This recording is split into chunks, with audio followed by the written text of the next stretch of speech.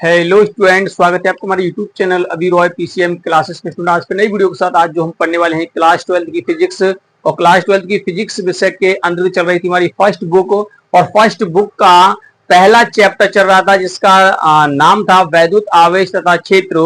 वैद्युत आवेश तथा क्षेत्र इसका 9वां लेक्चर है। हमने 8 लेक्चर ले लिए हैं। 8वें लेक्चर में हमने देखा था कि यानी कि वैद्युत फ्लक्स क्या होता है। बहुत ही शानदार तरीका से हमने पढ़ा था वैद्युत फ्लक्स के बारे में, ठीक है नी। सारा कुछ पढ़ा था, ठीक है। छोटे से खंड से फ्लक्स कितना होता है, धनात्मक कब होता है फ्लक्स, कब ऋणात्मक होता है, पूरा हमने वैद्युत फ्लक्स के बारे में उसका एक एक पॉइंट पढ़ा था, ठीक है नी। ठीक है, तो आज की इस वीडियो में जो हम देखने वाले हैं लेक्चर नंबर 9 में जो हम देखने वाले हैं वो देखने वाले हैं गॉस की प्रमेय के बारे में। बहुत ही शानदार प्रश्न है, ठीक है नी। ये बोर्ड एग्जाम में आपका 5 अंक का देखने के लिए मिलता है, ठीक है नी। 5 अंक का देखने के लिए मिलता है। अगर आपका प्रमेय पूछेगा, केवल प्रमेय पूछेगा, उपपत्ति नहीं पूछेगा तो आपका 3 अंक में आएगा।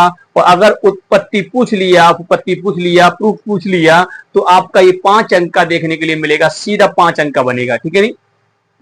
और हाँ, एक बात और आपसे कहना चाहता हूं कि यानी कि आपने गॉस का प्रमेय कहीं से भी पढ़ा हो, ठीक है नी। आपने केवल घिसा पिटा ही पैटर्न ही पढ़ा है, यानी कि वही पैटर्न पढ़ा है जो सभी करा रहे हैं। आज मैं आपको अलग से यानी कि गॉस की प्रमेय किस प्रकार से सिद्ध करते हैं, उसका उत्पत्ति किस प्रकार यानी फॉर्मूला जो है किस प्रकार से निकालते हैं, वो मैं सबसे हट के करवाने वाला हूं, ठीक है नी। सबसे अलग हट के उसकी उत्पत्ति में यहां पर करवाने वाला हूं, ठीक है स्टूडेंट। तो आज की इस वीडियो में आपको अलग ही हटके मिलेगा देखने के लिए, यानी कि गॉस की प्रमेय की उत्पत्ति किस प्रकार से करते हैं। बहुत ही शानदार तरीका से एक इजी मेथड से आपको करवाऊंगा, ठीक है नी। जो कि आपने केवल वही उपपत्तियां देखी हैं जो यूट्यूब पर छाई हुई हैं। यानी कि एक क्या बनाते हैं, डायग्राम बनाते हैं और डीए कॉस थीटा अपॉन में आर उसके लेते हैं डी ओमेगा बराबर। हम इसका अप्लाई ही नहीं करेंगे, इसको लेंगे ही नहीं, ठीक है नी। और फिर भी हमारा जो मतलब उत्पत्ति है वो हो जाएगा, ठीक है नी। गॉस की प्रमेय की जो उत्पत्ति है वो हो जाएगी। बस आप बने रहना वीडियो के एंड तक। आपके सामने, आपकी आंखों के सामने ही क्या होगा कि यहाँ पर उत्पत्ति हो जाएगी, यानी कि फॉर्मूला आपका निकल के आ जाएगा, ठीक है नी। हम उसका अप्लाई नहीं करेंगे, हम दोनों तरीका से करा सकते हैं, परंतु यहाँ पर इतना बड़ा लॉन्ग मेथड क्यों कराएं। और कुछ चीजें तो ऐसे ली जाती हैं जैसे डी ओमेगा बराबर D A upon cos theta upon R square. इसको इस प्रकार से लिया जाता है कि इसको पीछे समझाना पड़ता है, घनकोण वगैरह समझाना पड़ता है, तब जाके गॉस की प्रमेय को सिद्ध करना पड़ता है, ठीक है नी।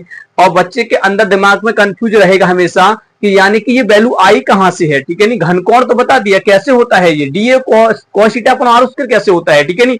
तो हम वहां पर जाएंगे ही नहीं, जो वहां पर बच्चा परेशान रहेगा, ठीक है नी। हम केवल वहां जाएंगे जो हमने पढ़ा दिया है, ठीक है नी। हमने वैद्युत क्षेत्र के बारे में पढ़ाया है, हम वहां जाएंगे, ठीक है। और फ्लक्स के बारे में पढ़ाया है, बस वहां जाएंगे और हमें कुछ नहीं करना है। क्लियर? तो बस बने रहिए वीडियो के एंड तक स्टूडेंट। और स्टूडेंट यदि आप हमारे चैनल पर नए हैं तो चैनल को सब्सक्राइब कर लीजिए, बेल आइकन को प्रेस कर ऑल पे क्लिक कर दीजिए ताकि आने वाले वीडियो की नोटिफिकेशन आपको मिलती रहे। तो चलते हैं वीडियो को स्टार्ट करते हैं। तो चलिए स्टूडेंट बात करते हैं गॉस की प्रमेय की बात करते हैं। देखिए गॉस की प्रमेय क्या है। गॉस की प्रमेय अगर हम बात करेंगे तो गॉस एक वैज्ञानिक थे। इन्होंने क्या किया था, इन्होंने जैसे मान लीजिए वहां पर हमने वैद्युत फ्लक्स के बारे में पढ़ा था। फाई बराबर क्या पढ़ा था, फाई बराबर पढ़ा था हमने E vector dot A vector पढ़ा था, ठीक है नी। ऐसे ही गॉस ने भी अपना एक दिया था, वैल्यू दिया था। गॉस ने देखिए हमने परिभाषा से क्या पढ़ लिया है, हमने परिभाषा से एक फॉर्मूला पढ़ा था कि फाई ई जो होता है, फ्लक्स ई कहते हैं इसको, फाई ई बराबर होता है, फाई ई बराबर जो होता है वो हमने एंटीएसन वाला देखते हैं तो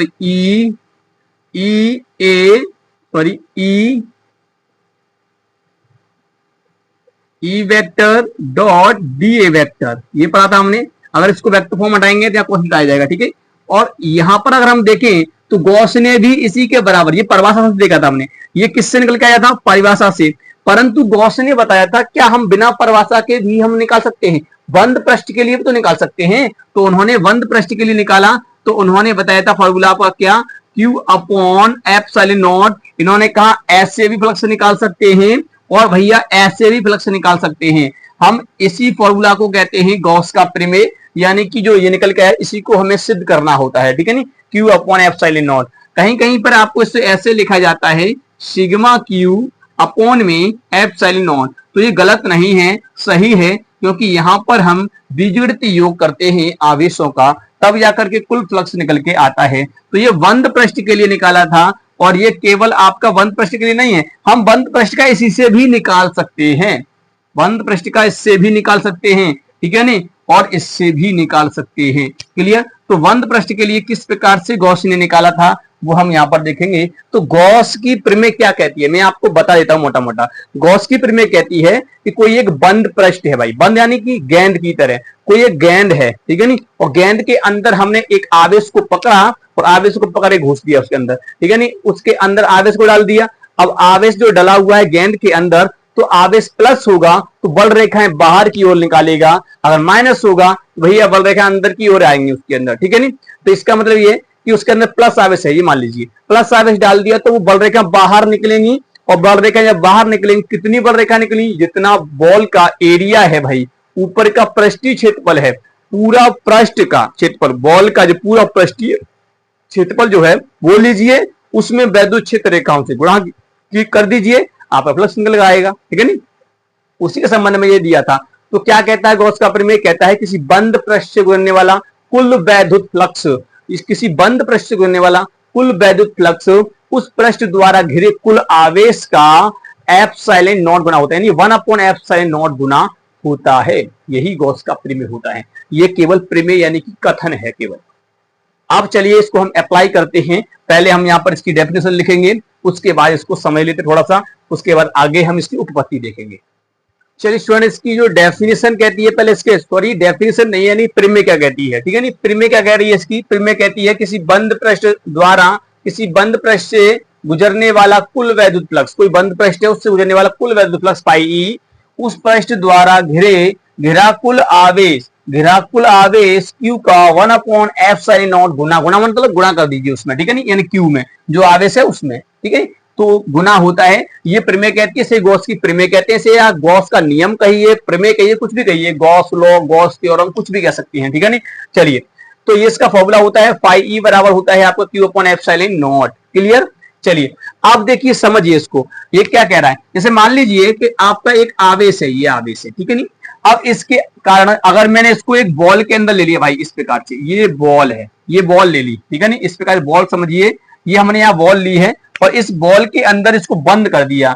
आपको दिखाई दे रहा है, मैंने यहाँ 3D डायग्राम नहीं बनाया है, बॉल के अंदर भाई, बिल्कुल बॉल के अंदर डाल दिया, ठीक है, बॉल तो देखिए ना, तो बॉल के अंदर डाल दिया, तो बॉल के अंदर है, तो भाई इसमें से क्या होंगी, बल रेखाएं निकलेंगी, क्योंकि ये फ्लक्स बल रेखाओं को बाहर निकालेगा। इस प्रकार से ये बल रेखाएं बाहर की तरफ निकालेगा ये आवेश, क्योंकि ये प्लस आवेश है, तो यहां से भाई बल रेखाएं निकलेगी भाई, तो बल रेखाएं बाहर की तरफ निकलेंगी। जितनी बल रेखाएं यहां से निकल रही हैं उससे कारण क्या होगा भाई, फ्लक्स होगा, क्योंकि पृष्ठ से जो बल रेखाएं गुजरेंगी उनका हम लेंगे, उन रेखाओं को लो और क्षेत्रफल से गुणा कर दो, फिर हमारी क्या निकलाएंगे भाई, मतलब फ्लक्स निकलाएगा। जितनी बल रेखाएं हैं उनको ले लीजिए या इनकी संख्याओं को लीजिए तो फ्लक्स हो जाएगा, या हम इनका एक बल रेखा ले लें और इसका पूरा पृष्ठ का क्षेत्रफल ले लें तो निकल आएगा। तो क्या कह रहा है, इस पूरे पृष्ठ से गुजरने वाला कुल फ्लक्स जो है ना, ये फाई, कुल फ्लक्स फाई उस बंद पृष्ठ द्वारा घिरे कुल आवेश का 1/एप्सिलॉन नॉट गुना, यानी 1/एप्सिलॉन नॉट गुना, यानी कि भाई ये बाहर निकल के आएगा और इसके साथ गुणा कर दो इसके साथ, तो क्या हो जाएगा, फ्लक्स हो जाएगा। तो बस ये है फॉर्मूला इसका। क्लियर। परिभाषा से जो फॉर्मूला आया निकल के वो भी फॉर्मूला फ्लक्स का ही है, परंतु ये भी फॉर्मूला फिजिक्स का है, मतलब फ्लक्स का है, ठीक है। इस प्रकार से समझ आया कि नहीं आया। आप कहोगे कि यहां पर अगर एक ही आवेश है, अगर मान लीजिए यहां पर आपका एक और होता, ये मान लो Q1 मान लो इसको, फिर आपका Q2 होता, आप मान लीजिए Q3 होता, आपका Q4 होता, तो क्या कहते, तो सबके कारण बल रेखाएं होती। अब इन सबका पहले क्या कीजिए, योग कीजिए भाई। तो इसलिए मैंने आपको बताया था कि इसी को कभी कभी ऐसे लिखा जाता है, सिग्मा क्यू अपॉन में एप्सिलॉन नॉट। सिग्मा क्यू का मतलब होता है बीजगणितीय योग कीजिए इन सभी का। अच्छा, इसमें एक माइनस होता तो मान लीजिए माइनस Q5 होता, तो क्या करते, तो चिन्ह के साथ ही इसको जोड़ते। तो जोड़िए किस प्रकार हो जाएगा, अगर मैं इसमें अप्लाई कर दूं इसको, तो ये देखिए कैसे हो जाएगा, यहाँ फ्लक्स होगा भैया, पहले आप सिग्मा क्यू निकाल लो। सिग्मा क्यू क्या हो जाएगा, Q1 plus Q2 +Q3 +Q4 और देखिए ये माइनस का है तो -Q5, ठीक है नी।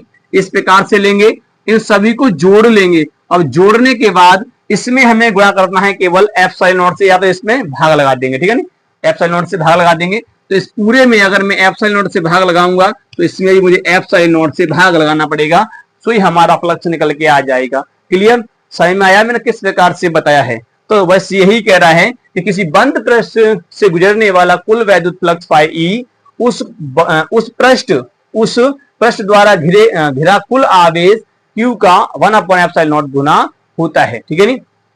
यहां पर आप लिख लेंगे बंद पृष्ठ, उस बंद पृष्ठ द्वारा, ठीक है नी, उस बंद, यहां पर लिख लेना उस बंद पृष्ठ द्वारा घिरा कुल आवेश Q का 1/ε0 गुना होता है। तो ये यहां तो समझ में आया। तो ये तो केवल इसकी थ्योरम है। अब चलिए हम बात करते हैं इसकी उपपत्ति की बात करते हैं। अभी तक तुमने पूरे यूट्यूब पर देखा होगा, घिस्सा पिटा पैटर्न ही देखा होगा कि यानी कि क्या करते हैं कि यहाँ पर इस प्रकार से करते हैं। देखिए ऐसे कोई एक पृष्ठ ले लेंगे इस प्रकार से, और यहाँ पर मान लीजिए एक O पॉइंट है, इस पर Q आवेश रखा हुआ है, यहां से मान लेंगे इस प्रकार से, और यहाँ पर छोटा सा पृष्ठ ले लेंगे, इससे गुजरने वाला फ्लक्स निकालेंगे। तो क्या करेंगे इस पर इस प्रकार से, और यहाँ पर एक घन कोण बन जाएगा जिसे हम क्या बोलेंगे डी ओमेगा बोलेंगे, ठीक है ना। और ये आर दूरी पर लिया है, यहाँ से वक्ररेखा इस प्रकार से निकल रही है, पृष्ठ क्षेत्रफल इस प्रकार से है, तो ये इस प्रकार से आपका लेंगे यहाँ पर ई, और यहाँ कौन बन रहा है भैया थीटा।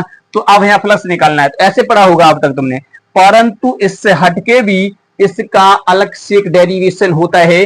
अब तक आपने पढ़ा था, परंतु आप इसको छोड़ दीजिए, क्योंकि भैया इतना बड़ा हम तैयार करेंगे तो बताइए कैसे काम चलेगा।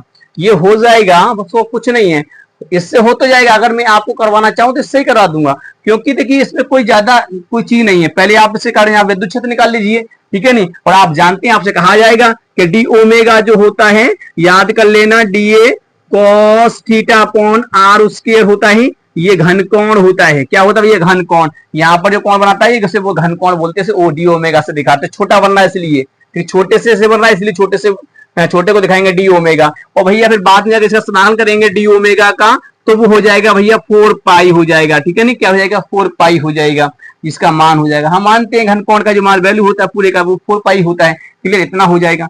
तो बस अब इन्हीं का वैल्यू को आपको अप्लाई करना होता है और कुछ नहीं करना होता है। फिर वैद्युत फ्लक्स की परिभाषा से कर देते हैं, वहीं से आप क्या करते हैं इसी पूरी वैद्युत, पहले वैद्युत क्षेत्र निकालते हैं, निकालेंगे यहाँ पर, परंतु हम यहाँ पर केवल वैद्युत क्षेत्र निकालेंगे और फ्लक्स निकालेंगे, बस हो जाएगा। चलिए पहले आप इतना नोट कर लीजिए, इसको नोट मत कर लेना इसमें, ठीक है नहीं। ये तो मैंने आपको बताया है कि ये क्या था, ठीक है नहीं। ये पुराना वीडियो आपने जो देखे होंगे मैंने उसमें भी करवाया है इस प्रकार से। पुराना वीडियो अगर तुम देखेंगे, बहुत साल कई साल पुराना वीडियो है, ठीक है, 3-4 साल पुराना वीडियो, उसमें अगर आप देखेंगे तो मैंने ऐसे ही करवाया है, ठीक है। चलिए मैं आपको एक नया मेथड यहाँ पर बताता हूं जो इसको सिद्ध करके दिखाएगा। चलिए स्टूडेंट अब बात करते हैं इसकी उपपत्ति की बात करते हैं, प्रूफ की बात करते हैं, क्योंकि हमें यहाँ पर गॉस की प्रमेय का प्रूफ भी करना है, उपपत्ति करनी है। अगर उपपत्ति आपको पूछने के लिए आता है तो ये 5 अंक में बोर्ड एग्जाम में देखने के लिए मिलता है, ठीक है। चलिए सबसे अलग यहाँ पर पैटर्न में हम इसको देखेंगे। आपको सबसे पहले करना क्या होगा, सबसे पहले माना एक आवेश प्लस Q लेना पड़ेगा जो एक आर त्रिज्या के गोला के केंद्र ऊपर रखा है, हमने यहाँ पर रख लिया है, यानी कि एक गोले के अंदर रखा है, ठीक है नहीं। आप ये मत समझना कि मैं उसी प्रकार से करा रहा हूं, नहीं। अभी देखिए मैं यहाँ पर कोई घन कोण वगैरह नहीं यूज करूंगा यहाँ पर, ठीक है नहीं। केवल आप यहाँ पर देखते जाइए, मैंने एक प्लस Q आवेश लिया है और एक आर त्रिज्या के गोला के अंदर उसके केंद्र पर मैंने रख दिया है प्लस Q आवेश। ये कैसा है भैया, प्लस Q आवेश रख दिया है मैंने, ठीक है। अच्छा देखिए, तो वही चीज मैंने यहाँ पर लिखा है, तो चित्रानुसार मैं निम्न यहाँ पर गणना करूंगा, इसलिए मैंने यहाँ पर थोड़ा सा लिखा भी है इसकी थ्योरी, ठीक है। चलिए सबसे पहले करना क्या है, सबसे पहले आप देखिए ये प्लस Q आवेश है, तो बताइए क्या इससे बल रेखाएं बाहर निकलेंगी, निकलेंगी, इससे बल रेखाएं बाहर अवश्य निकलेंगी। तो यहाँ से बल रेखाएं इस प्रकार से होंगी, आप ऐसे बना सकते हैं इसकी बल रेखाएं, ठीक है नहीं। इस प्रकार से सॉरी देखो थोड़ा सा गहरा हो गया है, आप इस प्रकार से इसकी बल रेखाएं बना सकते हैं, क्लियर। इस प्लस के आवेश को पहले हटा लेता हूं, पहले मैं बल रेखाएं यहाँ पर खींच लेता हूं, उसके बाद लगा देंगे, ठीक है। ऐसे करके यहाँ पर बल रेखाएं आप लगा सकते हैं, इस प्रकार से बल रेखाएं होती हैं, बहुत सारी इससे बल रेखाएं बाहर निकलेंगी, ठीक है नहीं, इस प्रकार से होंगी। तो ये इसका केंद्र है और यहाँ पर आपका रखा भैया ये प्लस क्यू आवेश रखा हुआ है। तो ये वररेखाएं जब बाहर की तरफ निकल रही हैं, ऐसे निकलेंगी वररेखाएं बाहर की तरफ, प्लस क्यू आवेश से तो वररेखाएं बाहर निकलेंगी, और जब वररेखाएं बाहर निकलेंगी तो भैया इससे फ्लक्स होगा, क्या होगा, फ्लक्स होगा, ठीक है नहीं, इससे फ्लक्स अवश्य ही होगा। तो वही फ्लक्स हमें यहाँ पे ज्ञात करना है। तो सबसे पहले करना क्या होगा कि आपका जो आवेश रखा गया है वो कहाँ रखा गया है, एक ओ बिंदु पर रखा गया है, ये ओ बिंदु है, इस ओ बिंदु पर रखा गया है। इस गोले की त्रिज्या कितनी आर है, मुझे एक काम करना होगा, इस गोले के ऊपर, ये गोला कैसा है पता है, गेंद की तरह है, वो गेंद की तरह पर मतलब उसके अंदर में रखा है केंद्र पर, ठीक है नहीं, केंद्र पर लटका हुआ है, मैंने केंद्र पर लिया है, ठीक है। अब देखिए इस गोले पर, इस गोले के केंद्र से आर दूरी पर मुझे एक पॉइंट लेना पड़ेगा, यहाँ बिंदु पी ले लूंगा मैं, यहाँ पर क्या लूंगा, एक बिंदु पी लिया है मैंने आर दूरी पर, गोले के पृष्ठ पर ही लिया है, और यहां मैंने एक छोटा सा पृष्ठ ले लिया है, ये वाला, क्या ले लिया भाई, छोटा सा पृष्ठ मैंने यहाँ पर ले लिया। तो इस पृष्ठ को मैं इस प्रकार से कर देता हूं, यहाँ पर ही इसके ऊपर ही ये पॉइंट है, ये पृष्ठ मैंने यहाँ पर लिया है, यानी गेंद के ऊपर मान लीजिए कोई गेंद है, उसी पर मैं गोल पृष्ठ ले लिया मैंने, ठीक है, एक गोल पृष्ठ ले लिया। अब एक बात बताइए, यहां से बल रेखा की अगर बात करेंगे तो बल रेखा इसी प्रकार से होगी, वैद्युत क्षेत्र रेखा भाई ऐसी होगी। अच्छा बताइए इसका क्षेत्रफल सदिश किस डायरेक्शन में होगा, तो इसका क्षेत्रफल सदिश भी इसी डायरेक्शन में होगा।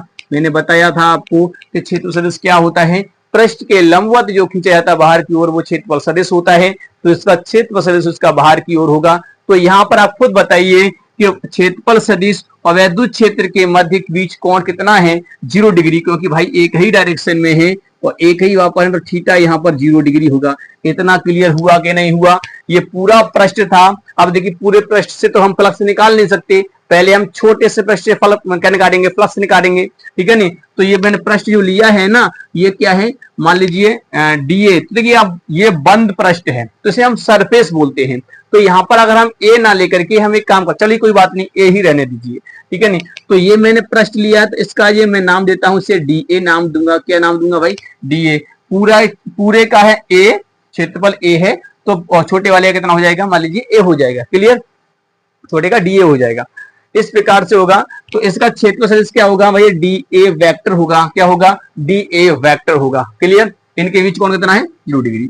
बस इतना हो गया, अब कुछ नहीं करना है। अब आपको करना क्या है, सबसे पहले आपने पढ़ा था एकल बिंदु आवेश के कारण किसी बिंदु पर वैद्युत क्षेत्र तीव्रता का फॉर्मूला क्या होता है, बताइए, आप खुद बताइए, एकल बिंदु आवेश के कारण वैद्युत क्षेत्र तीव्रता का फॉर्मूला क्या होता है। अगर यहाँ कोई आवेश रखा है, मैंने आपको बताया था, अगर मान लीजिए कोई एक आवेश यहाँ रखा हुआ है, ये मान लीजिए क्यू आवेश रखा है, तो यहाँ से आर दूरी पर एक पॉइंट लिया हमने पी लिया, उस पर वैद्युत क्षेत्र तीव्रता जो हमने निकाली थी, तो उसका फॉर्मूला क्या निकाला था बताइए, 1/4 pi epsilon not Q upon में आर, उसकी फॉर्मूला निकाला था, यही फॉर्मूला निकाला था हमने, यही डेरिवेशन किया था। तो चलिए हम सबसे पहले क्या करेंगे, यहाँ पर ओ बिंदु पर ये प्लस क्यू आवेश रखा है, इसके कारण इस बिंदु पी पर वैद्युत क्षेत्र की तीव्रता निकालेंगे। चलिए तो मैं इसको यहां से हटा दूं, हटा देता हूं।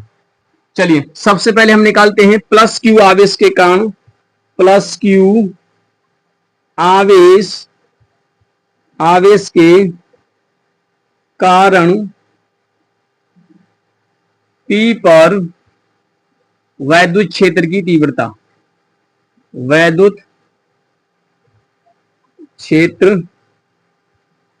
की तीव्रता क्या हो जाएगी भाई, तीव्रता, तो यहां पर हो जाएगी E बराबर हो जाएगा 1/4 pi epsilon not Q upon R square, clear. ये इसका हो जाएगा वैद्युत क्षेत्र की तीव्रता का फॉर्मूला, क्लियर। इसको मैं इसको समीकरण फर्स्ट मान लेता हूं, कोई बात नहीं, मान लीजिए। चलिए अब आगे देखिए, अब करना क्या है, कुछ नहीं करना है, बस इस छोटे से पृष्ठ से आपको फ्लक्स निकालना है परिभाषा से। तो अब आप लिखेंगे वैद्युत फ्लक्स की परिभाषा से, वैद्युत फ्लक्स की परिभाषा से,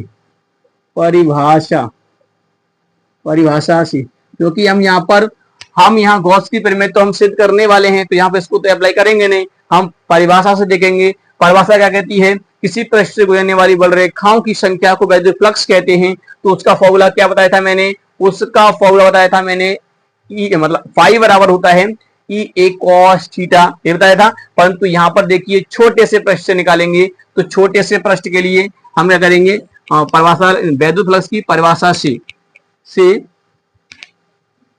पृष्ठ डी ए से पारित फ्लक्स यानी कि छोटे से खंड से कितना फ्लक्स निकलेगा, तो हो जाएगा भैया डी फाई ई बराबर जो हो जाएगा वो हो जाएगा ई वेक्टर होता है, ई वेक्टर होता है, ठीक है नहीं, E vector dot D A vector, यही तो होता है, यही होता है। अगर मैं डॉट का साइन हटाऊंगा तो यहां पर आएगा E D A cos theta. अच्छा बताइए थीटा कितना है, 0 डिग्री है, रख दीजिए यहां पर, तो ये कितना हो जाएगा, ये हो जाएगा डी फाई ई बराबर हो जाएगा E D A cos 0 degree, और कॉस 0 की जो वैल्यू होती है वो कितनी होती है, वो होता है, तो डी फाई ई बराबर जो हो जाएगा वो हो जाएगा ई डी ए, क्योंकि कॉस 0 की जो वैल्यू होती है वो होती है भाई 1 होती है। तो छोटे से के लिए तो भाई फ्लक्स आ गया, ये आपका निकल के आ गया ना, आ गया। बस अब करना क्या है, पूरे के लिए निकालना है आपको, संपूर्ण के लिए निकालना है। चलिए पहले इसको नोट कर लीजिए, इसको भूल मत जाना, इसको भूल मत जाना, किसी साइड से लिख देता हूं भाई यहाँ पर, नहीं तो आप भूल जाओगे, ठीक है नहीं। इसका ई बराबर क्या निकाला हमने, 1/4 pi epsilon not Q upon में आर, उसके लिए समीकरण फर्स्ट था, इसे भूल नहीं जाना, ठीक है नहीं। चलिए मैं इसको नोट पहले से नोट कर लीजिए, मैं इसको यहां से ऊपर से हटा देता हूं, आगे करते हैं। अभी छोटे के लिए निकाला है, पूरे के लिए भी निकालना पड़ेगा। चलिए अब हम बात करते हैं, छोटे से के लिए तो निकल के आया भैया ये वाला। अब हम पूरे पृष्ठ की बात करते हैं, तो हम बात करेंगे संपूर्ण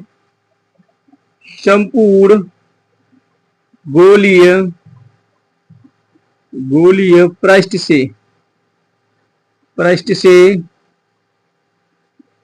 पारित फ्लक्स, ठीक है नहीं। संपूर्ण गोलीय पृष्ठ से पारित फ्लक्स निकालेंगे तो इसका क्या करना पड़ता है, समाकलन करना पड़ता है। तो फाई बराबर हो जाएगा भैया, फाई बराबर एंटीग्रेशन करना पड़ेगा, समाकलन यानी कि डी ए, ठीक है नहीं, एंटीग्रेशन करेंगे डी ए। और जब एक बंद पृष्ठ करते हैं तो यहाँ पर भैया हम लगा देते हैं इस प्रकार से, जिससे हम पता पड़ जाता है कि ये बंद पृष्ठ का समाकलन हो रहा है। चलिए अब देखिए करना क्या है, ई को बाहर निकाल लो, तो ई को जब बाहर निकाल लेंगे तो भैया ये हो गया फाई ई बराबर, ई बाहर हो जाएगा तो अंदर हो जाएगा डी ए। अच्छा एक बात बताइए, ये डी ए क्या था भाई, डी ए जो था भाई छोटा सा खंड का क्षेत्रफल था डी ए। अगर हम पूरे का निकालेंगे तो समाकलन करते हैं डी ए का, तो आएगा ए, क्या आएगा ए। परंतु आपको मैं बता दूं कि यहाँ पर ए, हाँ चलिए पहले आप इतना कीजिए नहीं तो आप कंफ्यूज हो जाएंगे। पाई ई बराबर कितना हो जाएगा, ये हो जाएगा भैया ई ए। तो संपूर्ण के लिए तो भैया ये निकल के आ गया, आ गया नहीं आ गया। अच्छा एक बात और बताओ कि अगर मैं आपसे कहूं इस गोले का पृष्ठीय क्षेत्रफल कितना होता है, इस गोले का पूरा पृष्ठ का जो क्षेत्रफल होता है ना सरफेस का, वो एरिया कितना होता है, उस एरिया को बोलते हैं 4 पाई आर स्क्वायर। क्या होता है 4 पाई आर स्क्वायर, तो हम जानते हैं, तो हम यहां लिख देंगे वी नो डेट, हम जानते हैं कि क्या जानते हैं, गोले का पृष्ठीय क्षेत्रफल क्या होता है, हम जानते हैं कि ए बराबर होता है भैया 4 पाई आर स्क्वायर, ये हो जाएगा इस वाले का। तो इस वैल्यू को उठा के यहां रख देते हैं, तो हो गया भैया आपका फाई ई बराबर ई इंटू में 4 पाई आर स्क्वायर। क्लियर, यहां तक हो गया। अब कुछ नहीं करना है, समीकरण फर्स्ट से आपको मान उठा के यहां रखना है, समीकरण फर्स्ट से आपको मान उठा करके रखना है। क्लियर, चलिए मैं इसको यहां से हटा दूं, इसको यहां से हटा देते हैं, फिर यहीं पर कर देते हैं इसको, ठीक है। चलिए मैं यहां पर कर देते हैं, यहीं से देखिए। अब समीकरण फर्स्ट से ये वाला मान उठाते हैं, तो समीकरण फर्स्ट से मान रखने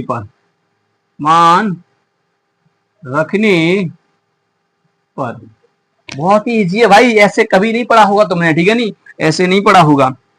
तो यहां पर रखिए पाई ई बराबर जो हो जाएगा, रखिए मान इसका 1/4 pi epsilon not Q upon में आर स्क्वायर इनटू में हो जाएगा आपका 4 pi R square, 4 pi R square. आप खुद देख लीजिए, 4 पाई से 4 पाई कैंसिल, आर स्क्वायर से आर स्क्वायर कैंसिल हो गया, तो क्या बचा यहाँ पर पाई ई बराबर बचा केवल आपका Q और नीचे बटा भाई आपका एप्सिलॉन नॉट। बताइए कहीं पर आपको दिक्कत आई? कहीं दिक्कत नहीं आई। और वहां पर झमेला पालना पड़ता है, डी ए कॉस थीटा को याद करना पड़ता है, D A cos theta upon R square D omega होता है, भूल गए तो ये लो, ठीक है नहीं। यहाँ पर कोई भूलने का दिक्कत ही नहीं है, बस यहाँ तो आपको गणित करते होंगे तो और अच्छी बात है, ठीक है, गणित नहीं भी करते होंगे फिर भी अच्छी बात है, बस आपको पता होना चाहिए वैद्युत क्षेत्र निकालना है, फिर हम जो प्रश्न दिया उससे फ्लक्स निकालना है, पूरे का निकाल दो, बस निकल आएगा। फॉर्मूला आपका पता होना चाहिए इसका, ठीक है नहीं, क्या होता है, तो बस ये होता है आपका। देखिए किस प्रकार से निकाल दिया हमने, ठीक है, तो बड़ा सिंपल था गॉस की प्रमेय, तो यही तो थी गॉस की प्रमेय, पाई बराबर Q अपॉन एप्सिलॉन नॉट, यानी कि बंद पृष्ठ से गुणने वाला कुल बंद पृष्ठ से घिरा कुल आवेश का 1 अपॉन एप्सिलॉन नॉट गुना होता है। यही तो पढ़ता थे हम, हाँ यही पढ़ते थे। ये क्या होती है, निर्वात की वैद्युतशीलता होती है, और इसका जो मान होता है वो होता है 8.85 इंटू 10 की पावर माइनस के 12 कूलम स्क्वायर प्रति न्यूटन मीटर स्क्वायर, याद कर लेना, ठीक है। हो गया भैया डेरिवेशन आपका। मुझे नहीं लगता है कि आपने ये कहीं पर पढ़ा हो, ठीक है नहीं, आपने हर जगह देखा होगा, तो आपने देखा होगा क्या कि एक ऐसा डेरिवेशन, मतलब जो सब कराते हैं, ठीक है, परंतु ये हटके है थोड़ा सा, ये डेरिवेशन सबसे अलग है, ठीक है, तो ये डेरिवेशन सबसे अलग है, ये हटके है, इसको तैयार कर लेना, ये नहीं भूल, ये वाला तुम कभी नहीं भूलोगे, परंतु वो तो भूल भी सकते हो, परंतु इसे कभी नहीं भूलोगे, ठीक है, एक बार और देख लेना ताकि आपको क्लियर हो जाए। तो बताइए कमेंट में, आपने कहीं पर भी ये पढ़ा था, ठीक है नहीं, या पहले से आप इसको जानते थे, या वास्तव में सारे टीचर अलग तरीका से बताते हैं, ठीक है नहीं, आपने कहीं ऐसे पढ़ा है तो आप बताइए, पढ़ा होगा तो अच्छी बात है, ठीक है नहीं, क्योंकि बहुत सारे टीचर पढ़ाते भी हैं, ऐसी कोई बात नहीं है, ठीक है नहीं, जो नीट लेवल का पढ़ाते होंगे वो तो पढ़ाते ही होंगे इसको, ठीक है। तो स्टूडेंट ये था आपका डेरिवेशन, तो उम्मीद करते हैं आपको समझ में आ गया होगा, और यदि आपको वीडियो पसंद आई है तो वीडियो को एक बार लाइक कर दीजिए, चैनल को सब्सक्राइब कर बेल आइकन को प्रेस जरूर कर दीजिए ताकि आने वाले वीडियो की नोटिफिकेशन आपको मिलती रहे। मिलेंगे नेक्स्ट वीडियो में, तब तक के लिए जय हिंद, वंदे मातरम।